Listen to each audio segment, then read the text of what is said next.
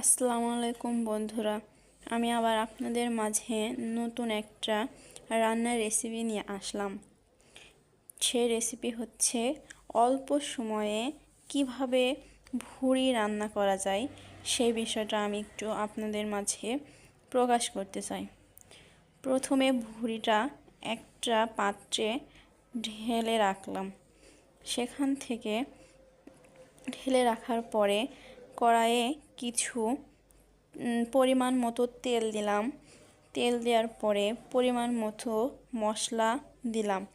তারপরে কাঁচামরিচ চিড়ে দিলাম, ডাল দিলাম, এলাচের ফল চিড়ে দিলাম, তারপরে রসুন দিলাম, তার পাশে একটু জিরা দিলাম।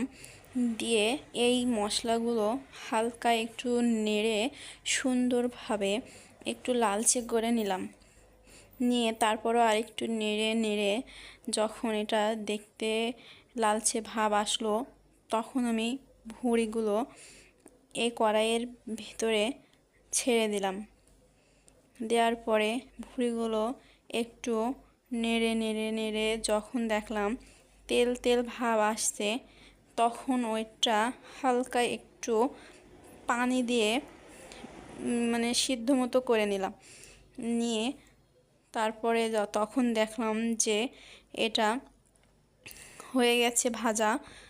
তারপরে ওটা নামিয়ে নিলাম। ভুঁড়িটা নামিয়ে একটা গামলায় রাখলাম। সত্যি কথা বলতে কি, ভুঁড়ি আগেও রান্না করেছি, কিন্তু এই প্রথম আমার হাজব্যান্ডের জন্য রান্না করলাম। আল্লাহই জানে কেমন হয়েছে, সে কি বলবে। বুঝতেই তো পারছেন, প্রথম প্রথম তার জন্য রান্না করা, মনের ভিতরে একটু ভয় লাগতেই পারে, যেটা সবারই লাগে। তাই এখন আমিও বুঝতে পারছি এই ভয়টা সবার লাগে, তেমন আমারই লাগছে। কিন্তু আমার কাছে মনে হচ্ছে এটা রান্না যথেষ্ট ভালো হয়েছে। তবুও মনের ভিতরে কেন জানি না ভয় লাগছে, সে কি জানি কি বলবে না। আমি যে আগে কখনো রান্না করিনি এমন না, কিন্তু তার জন্য ফার্স্ট রান্না, তাই একটু ভয় ভয় লাগছে। কিন্তু কি করব, সে খেলেই বুঝতে পারবে যে কেমন হয়েছে, বা আমিও বুঝতে পারবো যে কেমন হয়েছে। আমি সত্যি বুঝতে পারছি না আজকে কি যে বল। আশা করি আমার হাতের রান্না কখনো খারাপ হবে না, তার কাছেও অবশ্যই ভালো লাগবে, কারণ কেউ কখনো খারাপ বলে নাই। আর সত্যি কথা বলতে কি, এই জিনিসটা আমার অনেক পছন্দের, তাই সে নিয়ে আসছিল।